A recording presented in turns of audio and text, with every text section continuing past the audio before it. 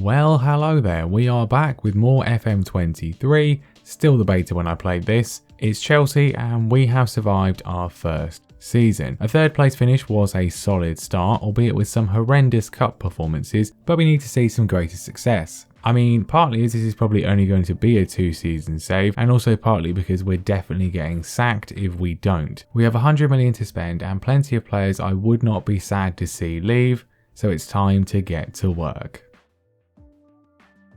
Now, I'm not one for waiting in transfer windows. I know where I want new players and I know the players I want. I haven't quite got fully to grips with the new scouting system yet, but it seems better in my view. So let's start with the departures. As we know, Jorginho is leaving on a free to Real Madrid. Disappointing as he had an excellent season, but it gives us a chance to rebuild the midfield a bit. All three loanees from last year, Denis Zakaria, Jorge Cuenca and Marco Asensio, will be departing as well after mixed spells. Ruben Loftus-Cheek did well last season when he played, but he wanted more playing time than we could give him, so he departs to newly promoted Burnley for £15 million, and with our best wishes. How exactly Baba Rahman is still contracted to Chelsea, I don't know, but he won't be for much longer as we agreed to sell him to Boca Juniors for £1.8 million. Kepa meanwhile was absolutely awful when he played last season, so we gladly accept £8.5 million from Zenit for him. Kalidou Koulibaly had a mixed season, certainly not awful, but certainly not what you would expect for a guy on 300 grand a week. Real Madrid seem obsessed with our players and they pay us £23 million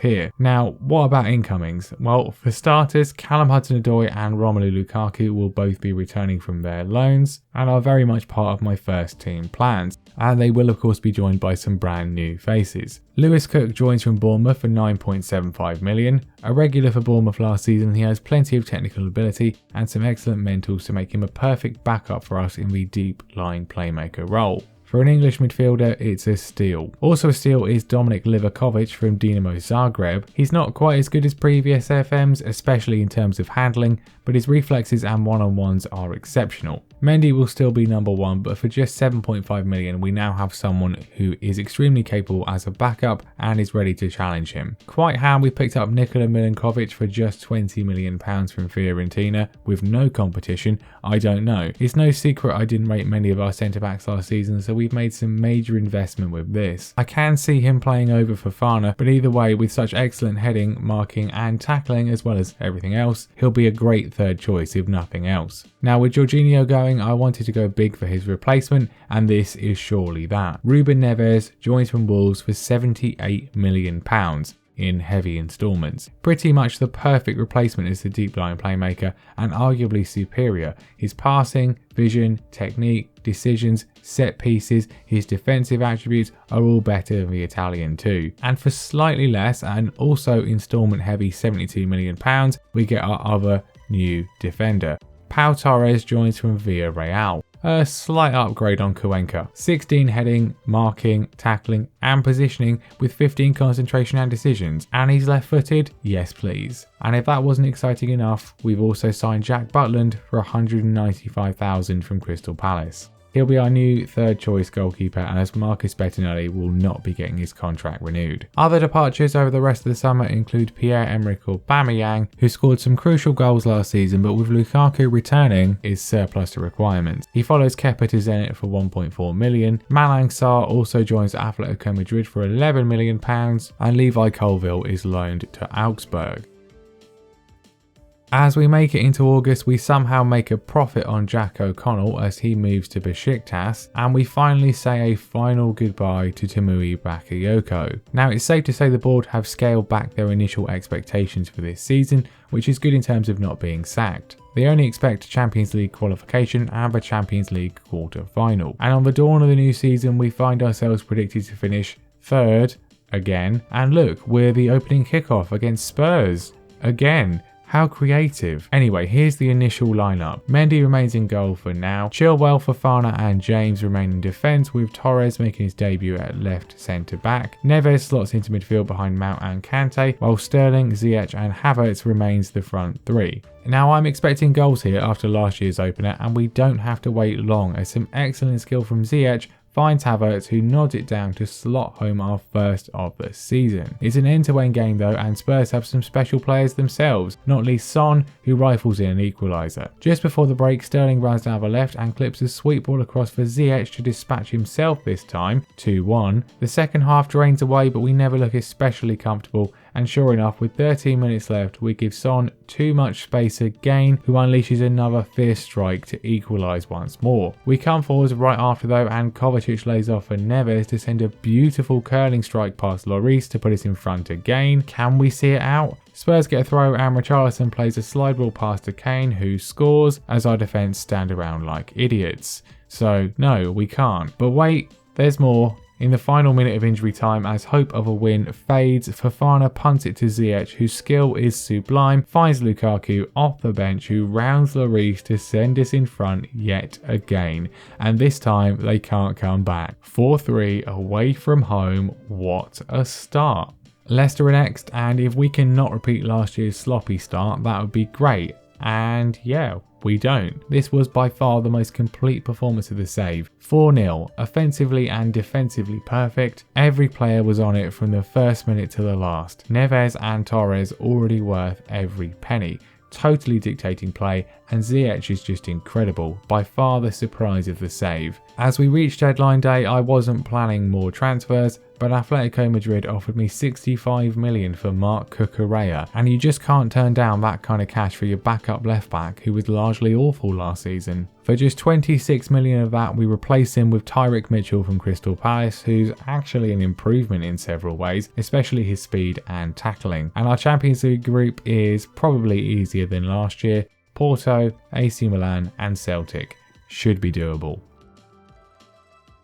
Only 2 games in August, but 2 wins is enough for us to win Manager of the Month. Nice. Neves' goal against Spurs takes Goal of the Month as well. We have another tough game against Arsenal next. A win here would perhaps suggest we're on for a good season. 20 minutes in, Kai Havertz is clean through and William Saliba decides to elbow him in the face. A straight red card for the Arsenal man, of course. Ziyech's free kick doesn't go in, but from the resultant move, some great work from James allows Ziyech to find Mount for a tap-in. A few minutes later, Mendy boots the ball straight down the pitch and the Arsenal defence embarrass themselves as Mount waltzes through to dispatch a second. And in added time, a free kick comes to Chilwell, who has about 3 years to just stroke the ball into the roof of the net. Arsenal do get a consolation goal thanks to Fofana, but the first half blitz destroys them. Another great win. It's obviously still extremely early, but the table makes for some great reading. Brighton away is potentially tricky, but we survive a slight scare to run out 3-1 winners. Sterling's best performance so far. I fully rotate for the first Champions League match against Porto, although Milinkovic is sadly injured, but the second 11 surpassed the one from last year with a 3-1 triumph. Hudson-Odoi, Lukaku and Cook on the score sheet, plus an assist from Mitchell on his debut. We flatten Watford with Havertz getting a first half 11-minute hat-trick, and then we actually make it through the Carabao Cup third round as the second 11 see off Norwich. Things started going wrong last season when we lost early on to Aston Villa. Will we avoid the same this time? Well, we certainly avoid defeat. Another solid win, showing grit to take it 3-0 in the second half. The table still makes for some really great reading. It's been a pretty decent start, shall we say. We scoop our second Manager of the Month of the season, and then we cruise past Celtic in our second Champions League group game. Newcastle are a different prospect though. They beat us last season and they sit third now. Can our great start continue? We absolutely dominate the first half with chance after chance. This move to Sterling our best effort, but we don't score, and then obviously Newcastle have one highlight and Fofana once again utterly screws up and Isak scores a banger. In the second half, no matter what we do, we can't find an equaliser. Sterling again going close, but basically nothing happens and we lose at home for the first time this season, and Newcastle go above us to the top of the table. I was actually starting to enjoy this game. We need to set things right straight away against Brentford, and we do. Another excellent attacking display. All the wingers and strikers are excelling so far. Fofana is again solely at fault for the goal though.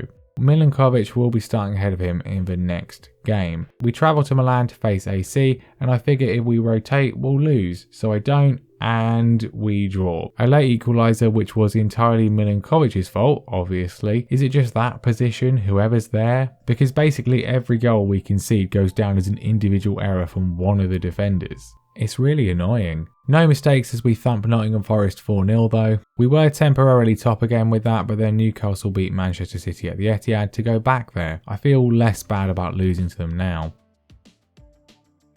The Carabao Cup isn't the highest priority, but it would be good to get past Southampton, and nope, okay, great. Individual error to throw away the lead and then missing all 3 penalties? Classic. We face Burnley in the league, and thankfully we do secure another straightforward win. Newcastle go and beat Liverpool this time though, so they're still top. Is it going to be one of those seasons? I wouldn't even say they've made any crazy signings really. We face Milan again at home this time. The group is poised and a win would give us a huge step towards knockout qualification. I consider playing the first 11 again, but I feel we'll be better off with rotation. I know what happened last year, but I have more faith now. 3 minutes in, Milinkovic runs over and hacks Rafael Leao over to give Milan a penalty, which obviously Olivier Giroud scores. Not long after, Milinkovic is involved again as he completely misses Theo Hernandez's ball and De Ketelaere makes it 2. We do manage to dig out an attack and Hudson-Odoi sets up Lukaku to make it 2-1, but then immediately after, Hernandez puts the ball into the box, which Livakovic literally just stands there watching and then makes absolutely no attempt to stop Giroud from making it 3-1. Seriously, what was that? As it's been going so well, I sub on 4 of the good players and instantly this makes an impact with Sterling finding Mount to get us back into it, and then Torres heads in an equaliser. 3-3, a great comeback but an awful first half. Still, the point helps us stay top of the group over Celtic. We get 5 players in the goal 50 thing and then we face Crystal Palace, who for some reason are now managed by Erik ten Hag. He's also apparently friends with Tony Mowbray for some reason. Anyway, it's a very straightforward 3-0 win. Newcastle then finally actually lose, so a win against Everton would put us top. And we do. Far from a thriller, but we get the job done. And we go 2 points clear in first. This is enough for Todd Boehly to offer me a new contract. I don't think we'll be going beyond this season, but I'll take the security now. We dispatched Celtic in the Champions League to secure progression to the knockouts with a game to spare. Much better than last year. So it's looking pretty good, but it's also looking good for Manchester United, and they're next. We didn't beat them last year. Will that change? We have a bit of early possession, but nothing happens really until United get a corner which Johnny van der Beek heads in. We then do, and I cannot stress this enough, literally nothing for the entire rest of the game until injury time when we finally string some passes together, only for Kovacic to unfortunately be on the end of it. We lose 1-0 at home, again to a title rival. We are still top, but that'll only be until Newcastle win, which amazingly they don't here. A late goal from Pulisic hands us victory over Porto to secure top spot in our Champions League group. That's more like it. Celtic make it through as well. Southampton are not having as good a season as last year, and they did not make it through their Champions League group, and we then make light work of them here, Havertz with another hat-trick. Our reward for winning our Champions League group is Atletico Madrid. I definitely had better rewards. Anyway, we have Liverpool next, and who knows how this will go. Yeah, not well. We improved significantly in the second half, but a shoddy first one did us in. This means we've dropped to third when we face Manchester City, behind Man United and Newcastle, so a win would be good. I make a change to the main lineup here. Havertz has been good this season, but he's not the strongest striker. Lukaku's minutes to goals ratio has been excellent so far. He starts. And early on this nearly proves a masterstroke as this effort hits the post, and not long after we take a deserved lead through Torres. And then sure enough, Chilwell's cross finds Lukaku again, and this time it is a goal. In the second half the masterstroke is confirmed as Mount and Ziyech tee the Belgian up to slip it over Edison for 3. City do nothing, and in injury time Torres puts the icing on the humiliation cake. I didn't even see Haaland touch the ball. Champions beaten, we go top again. It's ridiculously tight up here though, as evidenced by the fact that we're third again 2 days later, but beat West Ham and we'll be back up there to end the episode. And we don't, of course. We look to have won it late on, before obviously binning it off to Dominic Solanke. Ugh. Newcastle won anyway, so we'd have been second regardless, but still. Oh, and Sterling got injured from literally nothing and is out for 2 months, which is simply sensational. And then Milinkovic gets exactly the same injury as well. Oh well, look, overall, clearly it's going better than last year. We're well in the title hunt and we're actually in the Champions League knockouts. Will it be a glorious ending? Find out next time.